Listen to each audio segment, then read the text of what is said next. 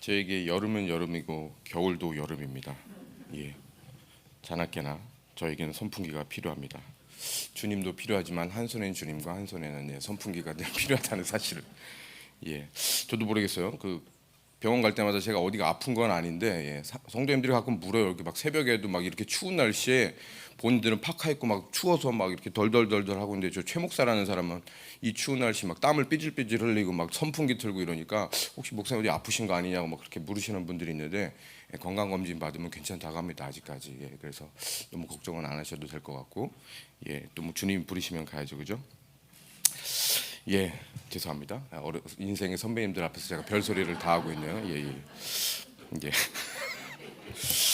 예.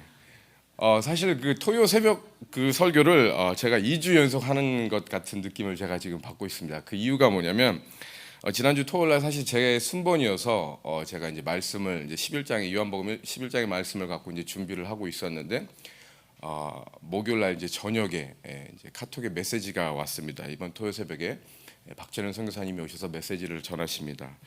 그래서 그 메시지를 보고 이제 지난 토요일 날 새벽 예배 오신 분들은 아시겠지만 영적인 업이 저에게 찾아왔습니다.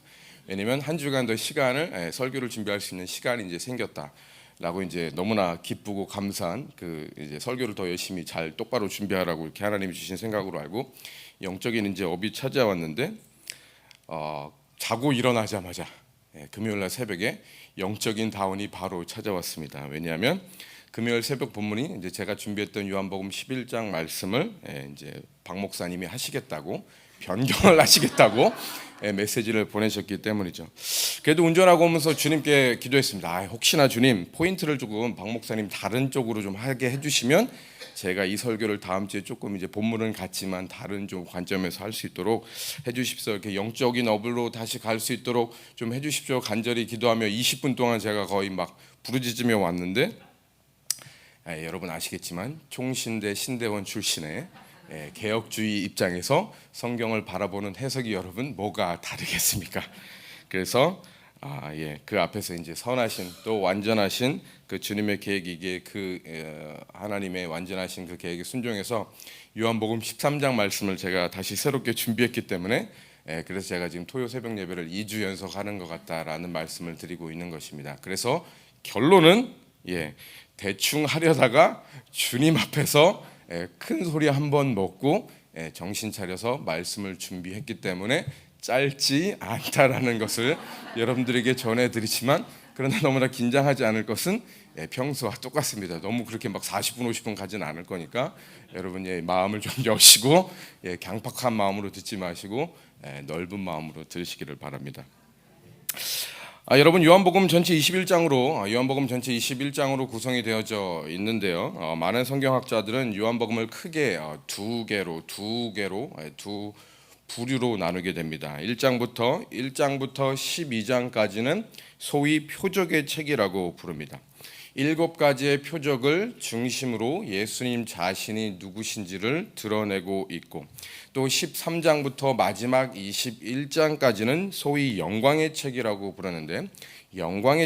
부르는데 그 이유는 예수님께서 공생의 사역 마지막을 가고 계시면서 이제 12제자를 대상으로 예수님이 가르치신 내용과 그 십자가의 죽음 그 부활을 통해서 하나님 영광 받으시고 인자가 영광을 받으시는 그 모습을 보이기 때문에 13장부터 마지막 21장까지는 영광의 책이라 불리는 것입니다. 여러분 오늘 본문 13장 이 영광의 책으로 들어가고 있는 도입 부분 어떻게 시작이 되어집니까? 오늘 본문 1절 말씀을 보시면 이렇게 우리에게 말씀합니다. 6월절에는 예수께서 자기가 세상을 떠나 아버지께로 돌아가실 때가 이른 줄 아시고 세상에 있는 자기 사람들을 사랑하시되 끝까지 사랑하시니라. 여러분 여기 1절에서 몇 가지 중요한 사실들을 우리가 보게 되어지는데요. 먼저 6월절은 여러분 이스라엘의 3대 절기 중에 하나가 바로 이 6월절입니다. 여러분 그런데 이 6월절은 누구의 죽음을 예표하여 보여주는 것입니까? 예수 그리스도의 죽음을 예표하여 보여주시는 사건이 바로 이 6월절 절기라는 것이죠. 또 두 번째로 1절 말씀을 보시면 예수께서 자기가 세상을 떠나 아버지께로 돌아갈 때가 이르신 줄 아시고. 여러분, 성경은 단순히 세상을 떠나 죽을 때가 죽음이 다가온 줄 아시고라고 기록하고 있지 않고 아버지께로 돌아가실 때가 이른 줄 아시고 아버지께로 돌아가신다라고 성경은 분명히 우리에게 증거하고 있습니다. 여러분, 이 말씀이 무슨 의미일까요? 요한복음 7장에서도 예수님께서 스스로 자신에 대해서 이렇게 밝히셨죠. 내가 스스로 온 것이 아니라 내가 그에게서 하늘 아버지에게서 보냄을 받았고 그가 나를 보내셨다라고 분명히 말씀하고 있습니다. 하나님 아버지로부터 보냄을 받고 예수님께서 이 땅 가운데 오셨다라는 것을 성경은 예수님은 스스로 분명히 말씀하여 증거하고 계시고 이제 때가 되어서 아버지께로 돌아가신다라는 사실을 우리에게 밝히고 있는 것이죠. 여러분, 이 말씀을 통해서 우리가 알 수 있는 것이 무엇입니까? 예수님의 십자가 죽음이 결코 패배가 아니라 예수님의 십자가 죽음이 결코 패배가 아니라 사망 권세에 패배하시는 것이 아니라 하나님 아버지께서 맡기신 그 모든 사명들을 다 마치시고 마치 지금 장군이 개선하고 있는 것처럼 그 개선 행진을 하고 있는 것처럼 승리와 영광의 길을 걸어가실 것이라는 그 사실을 우리에게 말씀해 주고 있다라는 것이죠. 그리고 여러분, 마지막으로 성경을 묵상하면서 여러분들도 큰 위로가 되고 저에게도 다시 큰 위로가 되어진 말씀인데요. 여러분들도 1절 하반절을 다시 보시면 세상에 있는 사람들을 사랑하실 때 어떻게 사랑하십니까? 끝까지 사랑하시느니라 라고 말씀합니다. 여러분, 그런데 여기 잘 보셔야 합니다. 끝까지 사랑하실 때 누구를 사랑하시는가 하면 세상의 모든 사람들을 사랑하신다라고 말씀하지 않습니다. 세상에 있는 자기 사람들을 사랑하시되 끝까지 사랑하신다고 말씀하고 있죠. 그렇다면 여러분, 여기 자기 사람들은 누구를 가리키고 있는 것일까요? 요한복음 곳곳에서도 예수님은 또 요한은 우리에게 분명하게 밝히 증거하고 있죠. 요한복음 1장 11절에서는 자기 백성, 또 요한복음 6장 37절에서는 아버지께서 내게 주시는 자, 또 요한복음 10장 27절에서는 나의 양, 내 양, 즉 하나님의 친백성을 가리키는 것이 자기 사람들입니다.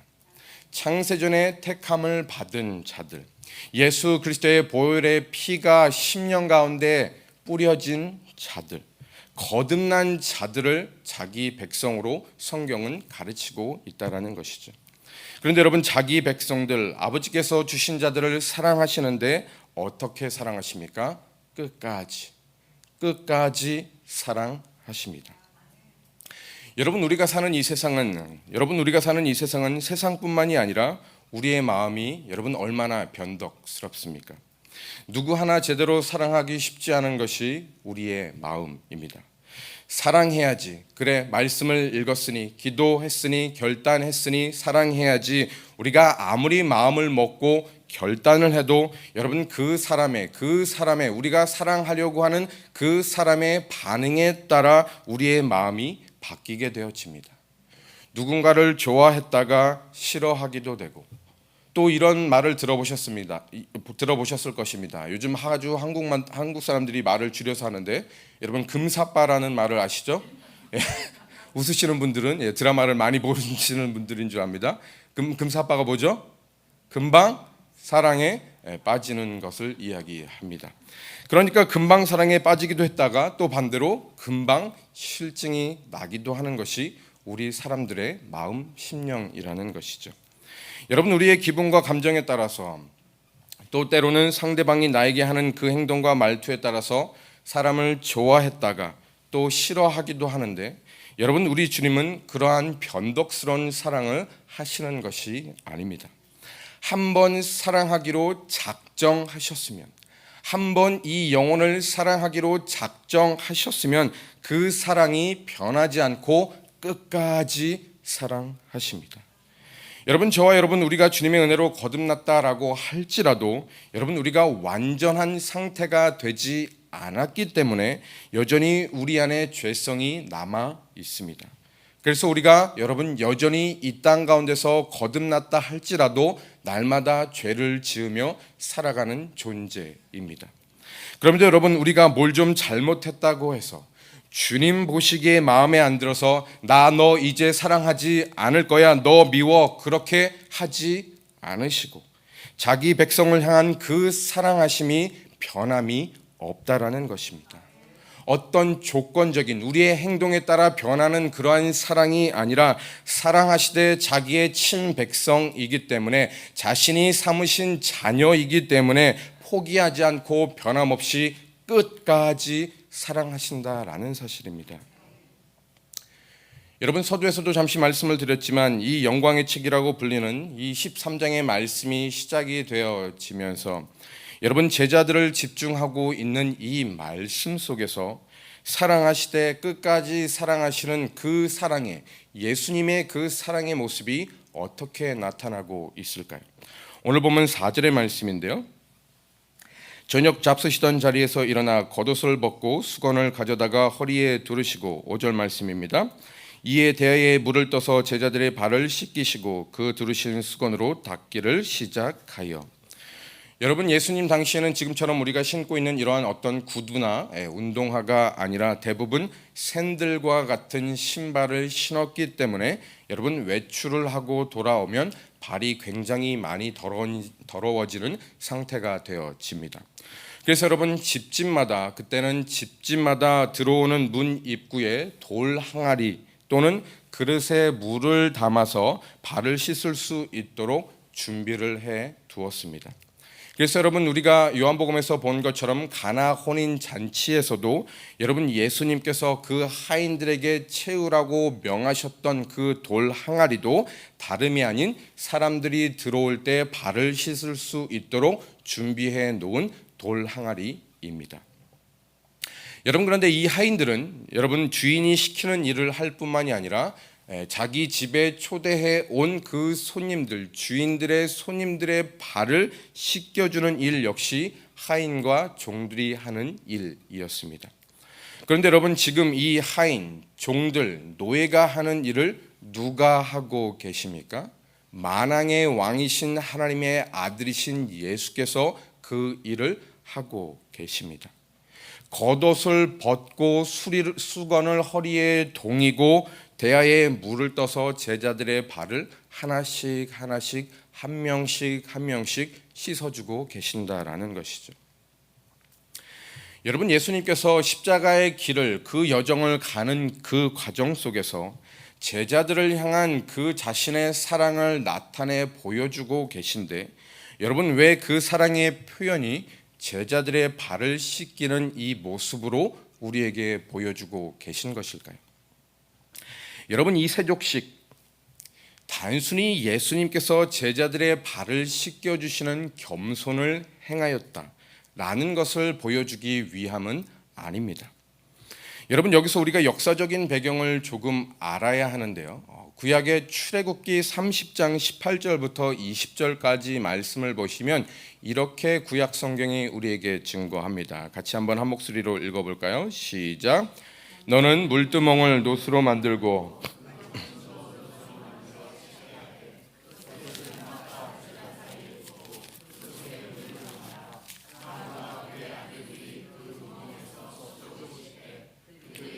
들어갈 때에 물로 씻어 죽기를 면할 것이요 제단에 가까이 가서 그 직분을 행하여 여호와 앞에 화제를 살을 때에도 그리 할지니라. 아멘. 여러분 아론과 그의 아들들은 어떠한 직분을 가지고 살아가고 있었습니까? 제사장의 직분을 받아 살고 있었습니다. 여러분 그런데 이 제사장이 오늘날 누구입니까? 바로 그리스도인 저와 여러분들을 이야기하는 것이죠. 왜 여러분 우리가 제사장입니까? 베드로 사도가 너희는 택하신 족속이요 왕 같은 제사장들이라라고 우리에게 말씀하고 있기 때문입니다. 그런데 여러분 여기 출애굽기 말씀을 한번 다시 잘 보십시오. 물두멍에 무엇을 담습니까? 당연히 물을 담습니다. 그리고 아론과 그의 아들들이 그 두멍에서 무엇을 씻습니까? 수족을 씻되 회막에 들어갈 때마다 물러 씻어 죽기를 면할 것이요라고 말씀하죠. 여러분, 즉 성전에 들어가기 위해서 반드시 거쳐야 하는 정결 의식이 무엇입니까? 수족을 씻는 것입니다. 손 발을 씻는 것이죠. 성전에 들어가기 위한 여러분 이 수족을 씻는 것은 필수 요소라는 것입니다. 그런데 여러분, 신약에서 누가 자신을 성전이라고 말씀하고 계십니까? 요한복음 2장 20절에 보시면 예수는 성전된 자기 육체를 가리켜 말씀하시니라라고 말씀합니다. 즉 예수님이 성전이라는 것이죠. 그러니까 여러분, 성전이신 예수께 들어가려면 반드시 해야 하는 정결 의식이 무엇입니까? 수족을 씻는 그 정결 의식을 행해야만 한다라는 것이죠. 그러니까 성전이신 예수께서, 여러분 지금 성전이신 예수께서 제자들의 발을 씻기심으로써 제자들을 정결케 하시고 하나님의 성전으로 자신의 가족으로 초대하고 있는 것이 이 세족식이 가진 의미라는 사실입니다. 그리고 여러분, 또 어떤 의미가 이 제자들의 발을 씻기는 세족식 속에 담겨져 있습니까? 우리의 생명을 살리시기 위하여 예수님 자기 자신의 생명을 내어 주심으로써 죽기까지 낮아지시고 복종하신 그 주님의 참 종되심을 보여주는 상징적인 사건이 바로 이 세족식이라는 것이죠.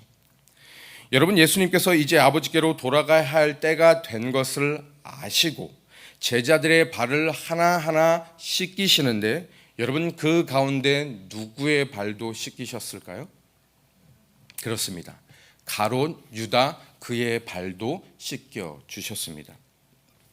여러분, 이 제자들의 발을 씻기는 이 세족식을 통해 여러분 많은 주옥 같은 메시지가 있을 수 있겠지만, 저는 여러분 오늘 이 영광의 책 13장에 들어오면서 제자들의 집중하고 있는 이 예수님의 사역, 제자들의 발을 씻기시는 이 세족식을 통해 제자들에게 가르치시고 또 당신의 제자들이 어떠한 삶의 원리와 질서를 가지고 살아가기를 원하시는지, 그 십자가를 경험한 성도들에게 어떠한 삶의 모습을 기대하시는지, 여러분 오늘 저는 이 사실에 조금 초점을 맞추어 보고자 합니다.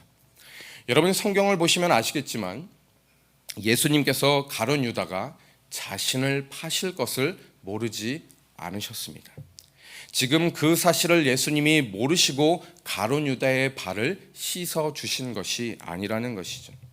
잠시 후 자신이 은 30의 유다에 의해 팔릴 것을 아시는 주님께서는 너 유다, 이제 곧 나를 팔아 넘길 거지? 이 배신자, 네가 감히 어떻게 나를 이렇게 대할 수 있냐? 나는 결코 너의 발을 씻기지 않을 것이다 라고 그렇게 말씀하지 않으시고 다른 제자들과 동일하게 사랑으로 그 가룟 유다의 발을 예수님은 씻겨 주셨다라는 것입니다. 여러분, 그런데 이 예수님의 모습을 보면서 여러분 우리는 어떠합니까? 우리는 사람을 가립니다. 그렇죠? 나와 대화가 통하는 사람, 대화가 통하지 않는 사람, 나와 마음이 잘 맞는 사람, 나와 마음이 맞지 않는 사람, 내가 편한 사람, 불편한 사람, 좋아하는 사람, 싫어하는 사람, 친하게 지내야 될 사람, 멀리 해야 될 사람, 우리의 생각 가운데 그 사람을 두 부류로 나눕니다. 여러분, 우리는 우리의 본성을 따라서 사람을 가리면서 좋을 때는 이것저것 모든 것을 다 내어줄 것처럼 그렇게 생활하다가 정말 싫을 때는 정말 원수같이 지내는 것이 여러분 우리의 본성인데, 지금 예수님은 자신을 팔 것을 아는 이 유다를 향하여 어떠한 그 행동의 모습을 보여주고 계십니까? 사람을 가리고 사랑스러울 때 내 감정에 따라 사랑하는 그러한 사랑을 보여주시는 것이 아니라 미운데도 사랑하고 조만간 유다에 의해서 그에 의해서 팔릴 것을 아심에도 그를 사랑하시고, 그래서 그 사랑의 마음으로 배반할 그 자의 발도 씻겨 주시는, 여러분, 이게 우리 주님이 우리에게 보여주시고 우리가 하기를 원하시는 그 예수님의 사랑의 모습이라는 것입니다. 변덕스럽지 않은 사랑, 상대가 나를 어떻게 대하든지, 상대가 어떻게 나에게 반응하든지 상관없이 나를 대하는 그 어떠한 행위의 근거에서 나도 상대를 그렇게 대하는 세상과 같은 그러한 사랑이 여러분 아니라, 주님이 우리에게 보여주시고 친히 가르쳐 주셨던, 죄인을 사랑하시고 배반할 자와 함께 한자리에서 식사를 하시고 그의 발을 씻겨 주시고 심지어 자신의 손으로 그의 발을 직접 씻어 주시는 그 주님의 사랑.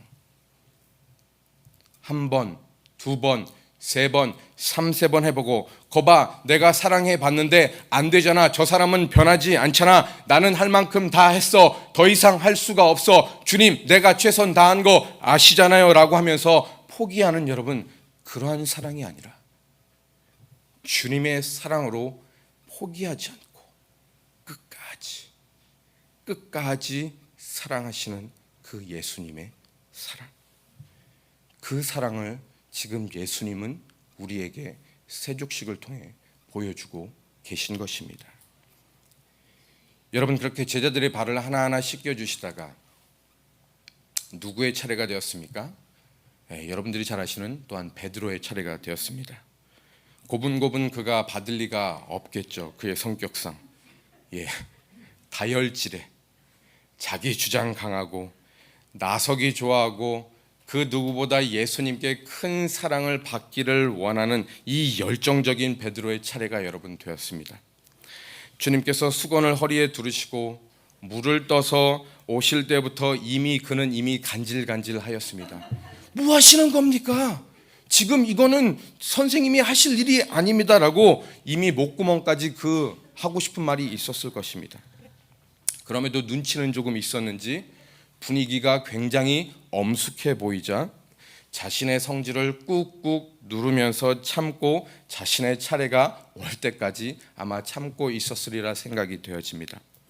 그리고 이제 마침내 자신의 차례가 되자 이 베드로가 우리의 상상을 벗어나지 않고 무엇을 이야기하고 있습니까?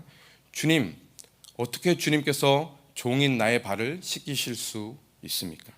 그러자 예수님이 대답하시죠. 오늘 보면 7절의 말씀인데요. 같이 한번 읽어볼까요? 시작. 예수께서 대답하여 이르시되 내가 하는 것을 내가 지금은 알지 못하나 이후에는 알리라. 지금은 알지 못하나 이후에는 내가 알게 될 것이다. 이 세족식의 의미를 지금 당장 너희는 깨달을 수도 없고 알 수도 없고 이해할 수도 없지만, 그러나 그 날을 깨닫게 되는 날이 오게 된다라는 것이죠. 그러자 여러분, 베드로가 이 또 예수님의 말에 순종하지 않고 꿋꿋하게 자기의 주장을 관철시키기 위해서 꿋꿋하게 이야기합니다. 본문 8절의 말씀인데요.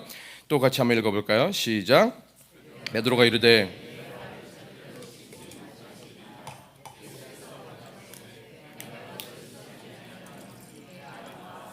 없느니라. 여러분, 베드로가 이르되 내 발을 절대로 씻기지 못하시리라. 그러자 예수님의 대답이 무엇입니까? 내가 너를 씻어주지 아니하면 너와 내가 상관이 없느니라. 여러분, 아까도 말 설명을 드렸지만 수족을 행하는 이 정결 의식이 없으면 성전이신 주님과 올바른 관계를 맺을 수가 없습니다. 정결 의식, 주님으로부터, 성전이신 주님으로부터 깨끗이 받는 그 일이 있어야만 한다라는 것이죠. 그럼에도 여러분, 이 만왕의 왕이신 하나님의 아들 예수께서 나의 발을 씻겨주신다? 여러분, 쉽게 당연히 허락이 되지 않는 모습입니다. 여러분, 제가 수건을 두르고 대야에 물을 떠서 여러분의 발을 한 분 한 분 씻겨드린다라고 하면 이런저런 이유로 다들 거절하시겠지만, 물론 여러분 가운데 원하시는 분들도 있으리라 또 순간 생각이 되어지지만, 여러분, 한국의 정서상 이것은 받아들여질 수가 없습니다. 땡큐라십니다. 제가 한번 해드리겠습니다. 예예, 어긋난다고 그러나 발을 좀 조금은 씻고 와주세요. 너무 이렇게 더럽게 하고 오시면 서로 피차간에 어려울 수 있으니 여러분 예의에 어긋난다라고 생각하기 때문이죠. 그러나 여러분 주님은 분명히 말씀하십니다. 내가 너를 씻어주지 않으면 너와 내가 상관이 없다. 여러분 여기 이 상관이 없다라는 말씀의 의미가 무엇일까요?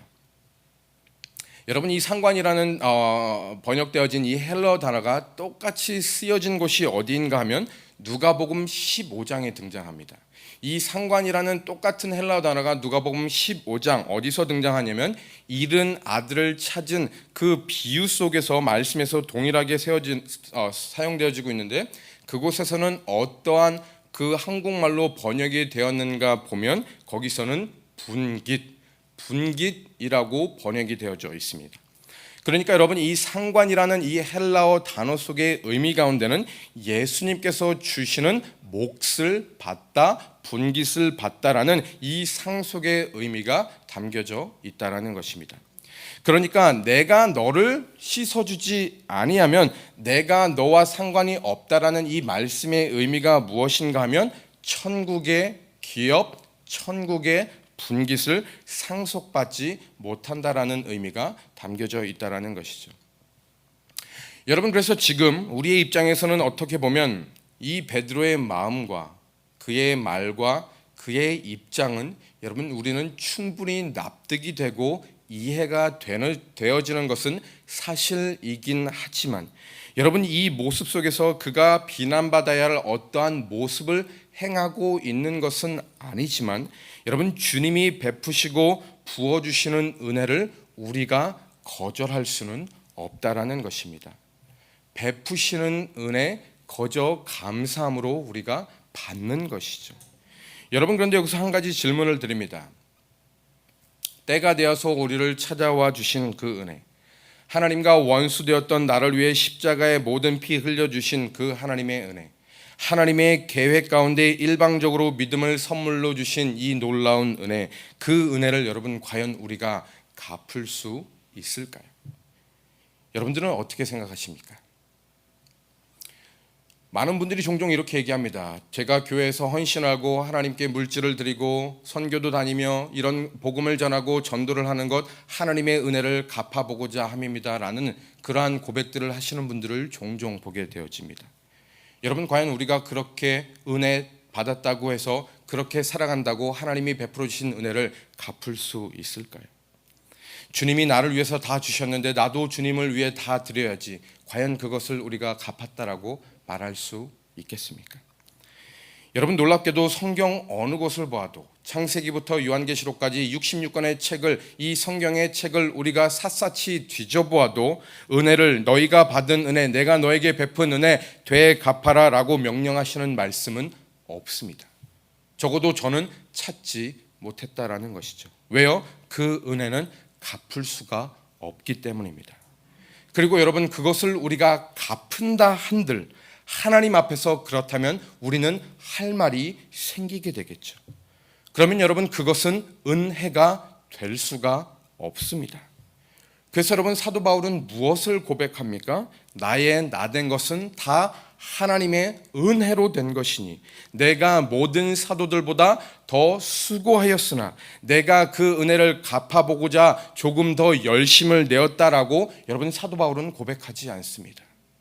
내가 더 많이 수고하였지만 그건 역시도 내가 한 것이 아니요 오직 나와 함께 하시는 내 안에 계시는 예수 그리스도 성령 하나님의 도우심으로 말미암은 은혜이니라라고 사도 바울은 분명히 처음부터 끝까지 주님의 나라가는 그날까지 자기의 열심을 드러낸 것이 아니라 내가 그것을 갚아보겠다고 열심을 낸 것이 아니라 하나님의 은혜만 전적으로 붙드는 삶의 여정이었다라는 것입니다. 그러니 여러분 우리는 주님의 은혜를 갚으며 살 수 있는 존재가 아닙니다.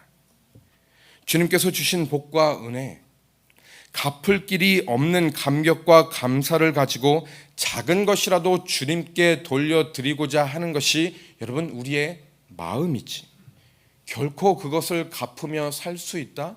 여러분 그것은 교만입니다. 나 같은 자에게 베푸시는 하나님의 은혜와 사랑을 여러분 믿음으로 감사함으로 받는 것이죠. 주님이 우리를 향해 보여주신 그 끝까지 사랑하는 사랑, 몸이 찢기시고 모든 물과 피를 한 방울도 아끼지 않고 내어주신 이 완전한 사랑과 생명, 여러분 우리가 그 앞에서 면목 없지만 그럼에도 감사함으로 그것을 주셨기에 받는 것이지, 여러분 이 사랑은 주님 너무나 과분해서 받지 못하겠습니다, 받을 수가 없습니다 라는 것을 할 수가 없다라는 것이죠. 또 내 편에서 아닙니다 주님, 아직 저는 준비가 되지 않았습니다, 조금 더 제가 성화가 된 다음에 찾아와 주시죠, 조금 더 선을 행한 후에 찾아와 주시죠 라고 할 수도 없다라는 것입니다. 주님이 주실 때, 주님이 부어주실 때 아멘 감사합니다, 오늘도 주님의 은혜에 저는 놀랄 뿐입니다 라는 그 고백밖에는 우리가 할 수 없다라는 사실입니다.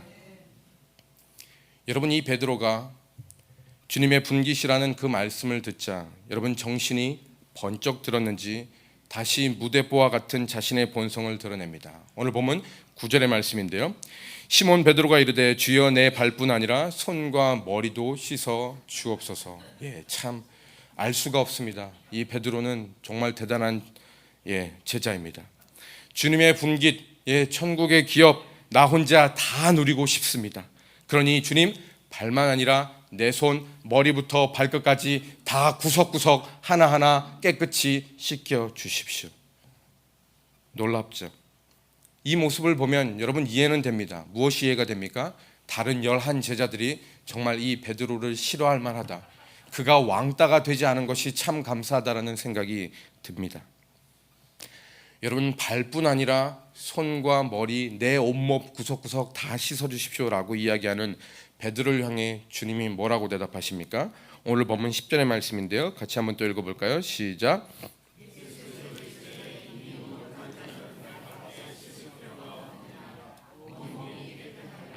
너희가 깨끗하나 다는 아니니라 하시니. 여러분이 목욕한 자는 발밖에 씻을 필요가 없다라는 말씀의 의미가 또한 무엇일까요? 여러분 예수님께서 우리를 찾아와 주셔서 중생, 거듭남의 그 경험을 하고 회심을 통해 여러분 돌이키고 나면 우리는 당연히 온몸을 다시 씻을 필요는 없습니다. 한 번 받은 구원 안전하고 영원하기 때문이죠. 죄인의 신분에서 여러분 의인의 신분으로 우리가 변화되어졌습니다. 그런데 여러분들이 이 세상을 살아가시면서 다 경험하시는 것처럼 구원을 얻었지만 아까도 설명을 드렸지만 우리는 이 세상 속에서 불완전한 상태로 여전히 죄성을 가지고 죄를 지으며 날마다 살아갑니다. 거듭났지만 우리 안에 죄성이 남아있기 때문에 완전하지 않다라는 것이죠. 그래서 여러분 오늘 주님의 말씀처럼 우리가 다시 거듭나야 하는, 목욕을 다시 해야 할 필요는 여러분 없지만 이 땅을 밟고 살아가면서 우리의 발이 날마다 더러워지듯이 우리의 심령도 죄를 짓고 또 죄가 발견되어질 때마다 죄를 자백하고 죄를 토설하고 주님 앞에서 용서함을 받는 그 사죄의 은총, 사죄의 은총을 우리가 반복해서 누리는 작업이 필요하다라는 것입니다. 그래서 여러분 존 칼빈이라는 신학자는 이렇게 이야기합니다. 성도의 경험은 평생 동안 죄에 대한 회개와 용서에 대한 경험을 반복해야만 한다라고 이야기를 합니다. 중생과 회심을 반복해야 한다라는 이야기가 여러분 절대 아닙니다. 회심은, 거듭남은 한 번으로 완전하고 충분하지만 여러분 우리의 더러워진 발을 씻는 과정은 매일매일 반복되어져야 하는 삶의 모습이라는 것을 예수님이 말씀해 주고 계신 것이죠. 성전이신 예수님께서 여러분 정결의식을 통해 제자들의 발을 씻기시고 분깃을 주는 이 모습 속에서 여러분 우리는 한 가지 질문이 생기게 되어집니다. 그렇다면 가롯 유다는?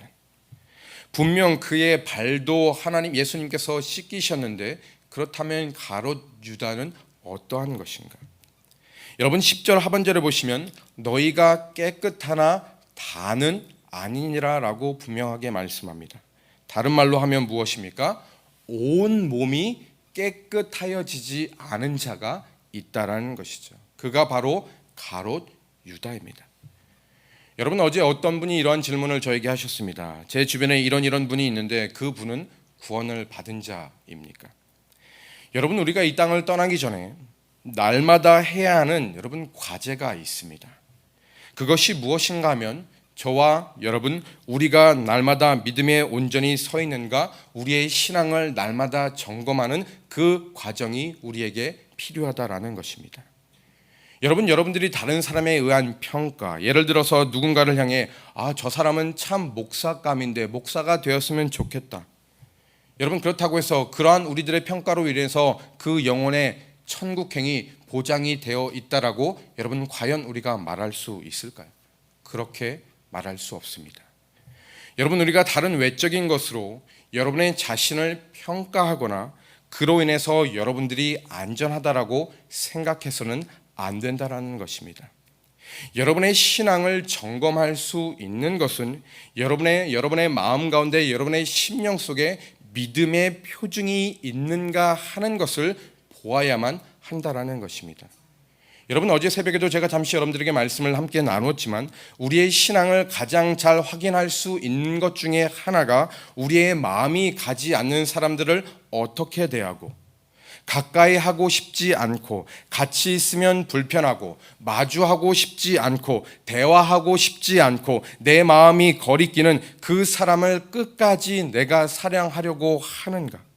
그 사람이 나를 어떻게 대하든지 상관없이 원수같이 느껴지는 그들을 주님의 마음으로 용서하고 그들을 사랑하고 기도하고 있는가? 여러분들의 삶의 모습을 보면 안다라는 것입니다. 그것이 1만 달란트 탕자의 비유의 모습이죠. 그런데 여러분, 꽤 많은 분들이 이 믿음을 교회 안에만 국한시키려고 합니다. 교회 생활, 교회 일, 교회 헌신 열심히 하면 구원이 있는 것처럼 여깁니다. 성경은 여러분 결코 이것 또한 어느 곳에서도 그렇게 가르치고 있지 않습니다. 모태신앙, 몇 대째 예수 믿는 집안, 교회 안에 받은 직분, 교회 안에서 다른 사람들로부터 인한 평판, 여러분 그런 것은 여러분들의 믿음의 표가 될 수 없습니다.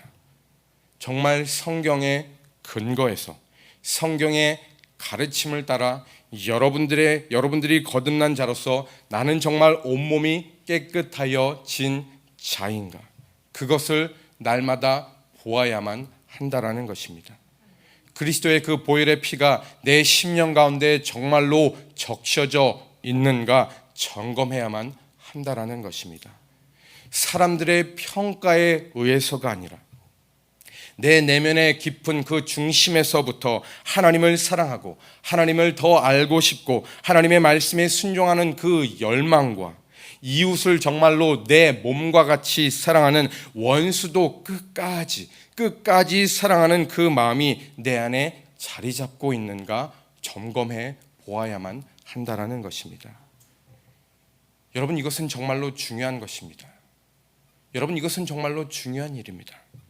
내 자신이 교회에 소속되어 있기 때문에 안전한 것이 아니고, 내가 정말 주님이 주신 믿음 가운데 서 있는지, 올바르게 서 있는지 내 자신을 날마다 점검하는 그 과정, 믿음 안에 거하고 있는지 말씀이 가르치는 그 근거를 가지고 여러분 날마다 우리의 자신을 확증해야만 한다라는 것입니다. 오늘 주님은 그 중요한 근거를 여러분 하나 보여주고 계시는데요. 주님께서 사랑하시되 끝까지 제자들을 사랑하시면서 그들의 발을 다 씻겨주시고 저와 여러분 우리에게 가르쳐 주시고자 하는 그 놀라운 하나의 메시지, 우리가 정말 주님을 바르게 신뢰하고 있다는 중요한 증거와 표가 무엇인가? 여러분, 사실 이 말씀은 오늘 월요일날 송 목사님의 본문의 말씀이기 때문에 제가 그 부분을 침범하는 것에 대해서 너무나 죄송하지만 오늘 이 14절의 말씀을 다루지 않으면 결론이 나지 않기 때문에, 세상 말로 하면 화장실에 들어갔다가 어떻게 되는 너무 웃지 하기 때문에 마지막 본문 14절 한번 보도록 하겠습니다. 요한복음 13장 14절의 말씀인데요. 내가 주와 또는 선생이 되어 너희 발을 씻었으니 너희도 서로 발을 씻어 주는 것이 옳으니라. 여러분, 주님께서 제자들의 발을 다 씻겨주시고 내가 먼저 모범을 보였으니 너희들도 이제 나의 발을 씻겨라 라고 말씀하시지 않고 있습니다. 내가 먼저 모범을 보였으니 너희를 씻겼으니 어떻게 하라고요? 너희도 서로 그렇게 하라라고 말씀합니다. 여러분, 한번 생각해 보십시오. 주님께서 자신의 발을 씻기라고 우리에게 말씀하신다면 여러분, 우리는 정말 기쁨으로 10번이고 100번이고 1000번이고 10,000번이고 예수님의 발을 씻길 수 있을 것입니다. 그런데 여러분, 이 14절 말씀을 잘 보십시오. 누구의 발을 씻기라고 명령하고 계십니까? 서로의 발을 씻기라고 말씀하십니다. 서로의 발을 너희가 씻겨라. 여러분, 우리가 주님께 받은 은혜를 감사를 가지고 작은 것이라도 주님께 돌려보내는 것은 너무나 마땅하고 합당한 일이지만 여러분, 우리가 은혜 받은 자로서 주님이 정말 거듭난 자들에게 원하시는 것은 서로의 발을 씻겨주는 것입니다. 여러분들이 사랑하는 자들의 발만 씻겨주는 것이 아니라 여러분들의 원수까지도 서로의 발을 씻겨주라고 예수님은 명령하고 계신다라는 것이죠. 여러분, 이 12명의 제자 서로의 친밀도가 있지 않겠습니까? 저 나서기 좋아하는 베드로 또 저러고 있다. 저 돈만 밝히는 저 유다. 여러분, 마음에 안 들어도 사랑할 수 없어도 정이 가지 않아도 이뻐할 구석이 하나도 보이지 않아도 그들의 발을 씻기는 그 성도의 삶의 모습을 통해 예수 믿는 자들의 표가 드러나고 보이도록 이 땅을 너희는 살아가도록 그렇게 부름을 받은 자들이다라고 주님은 우리에게 말씀하고 계신 것입니다. 주 안에 사랑하는 여러분, 우리 옆에 있는 영혼들, 가족, 직장, 일터, 지금 내 옆에 앉아있는 다른 지체, 여러분, 이들을 여러분들이 어떻게 대하고 있는가, 그것이 여러분들의 신앙의 진정성의 핵심이라는 사실입니다. 여러분, 성경은 한결같이 우리에게 그렇게 가르치고 있다라는 것이죠. 여러분의 눈에 보이는 그 한 영혼도 성경의 가르친 대로 올바르게 대하지 못하고 사랑하지 못하는데 여러분, 눈에 보이지 않는 하나님을 우리가 어떻게 올바르게 섬길 수 있겠습니까? 여러분, 그건 가짜입니다. 눈에 보이는 바로 옆에 있는 자의 발을 씻기는 것이 주님께서 제자들의 발을 다 씻기시고 말씀하고 명하신 주님의 기대입니다. 여러분, 우리 구주께서 죄인들의 발을 하나하나 다 씻기시고 자신을 팔 원수의 발도 사랑으로 씻겨 주셨습니다. 뿐만 아니라 하나님과 원수되었던 저와 여러분, 우리의 몸을 깨끗하게 하여 주셨습니다. 그렇다면 여러분, 이제 주님과 올바른 관계 속으로 들어간 거듭난 자, 성도로서 동등한 자리에 있는 내 옆에 있는 기꺼이 있는 그 이웃들을 긍휼히 여기면서 서로를 불쌍히 여기면서 서로의 발을 주님의 마음으로 사랑으로 씻겨주는 것이 여러분, 성도의 마땅한 그 합당한 삶의 모습이 아니겠습니까? 여러분, 세상은 끊임없이 높아지고 누군가를 부려먹으려고 하고 자신이 영광을 다 차지하려고 하는데 여러분, 그것이 세상의 관심인데 여러분, 우리 주님은 제자들의 발을 하나하나 사랑으로 씻기시면서 그들에게 무엇을 가르치고 계십니까? 제일 낮은 자리, 종이 되는 자리, 그 자리로 가셔서 사람들을 사랑하시되 끝까지 사랑하시는 그 하나님과 원수되었던 어떤 사랑받을 자격이 전혀 없는 저와 여러분, 온 인류를 위해 자신의 목숨을 아낌없이 내어 놓으시고 섬기시면서 너희도 가서 이렇게 하라라고 우리에게 명령하고 계신 것입니다. 여러분, 어느새부터인가 교회에서 직분은 계급처럼 여겨지기 시작했습니다.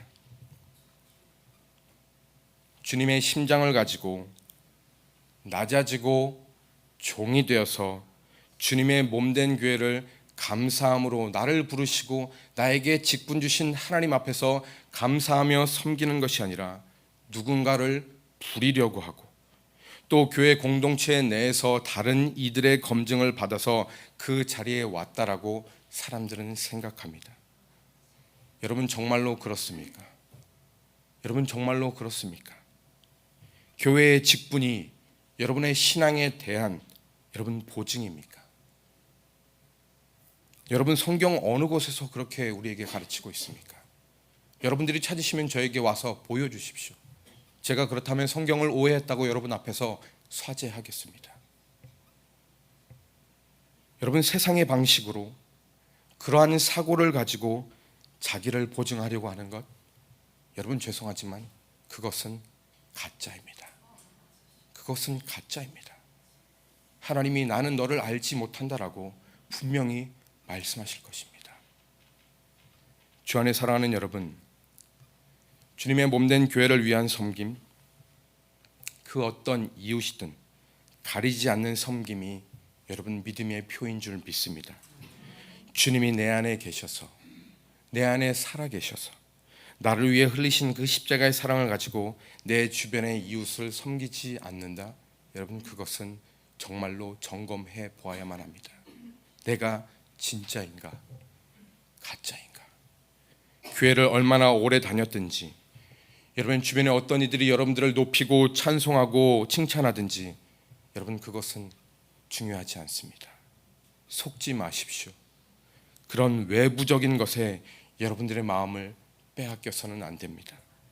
그러므로 저와 여러분, 날마다 우리가 정말로 그 믿음 안에 있는가, 우리의 믿음을 시험하고 점검하고 날마다 확증하며 나아가는 것뿐만이 아니라 여러분과 제가 어떻게 남을 섬기는가 하는 것이, 여러분의 동기를 아시는 그 하나님 앞에서 이웃을 어떻게 섬기는가 하는 것이 얼마나 중요한 신앙의 핵심인가를 여러분 잊지 않고, 그렇게 온몸이 깨끗하여진 자로서 주님의 명령과 말씀을 따라 교회와 가정과 일터, 직장, 여러분이 섬기시는 그 곳곳에서 이웃들의 발을 씻기고 종이 되고 제일 낮은 자리, 중요한 자리가 아니라 눈에 띄지 않는 자리를 먼저 가서 이웃을 섬기고 이웃의 영혼을 존귀케 함으로 주님이 기뻐하시는 그러한 삶을 살아나가시는 저와 여러분, 우리 모두의 삶이 되어지기를 주님의 이름으로 간절히 축복합니다.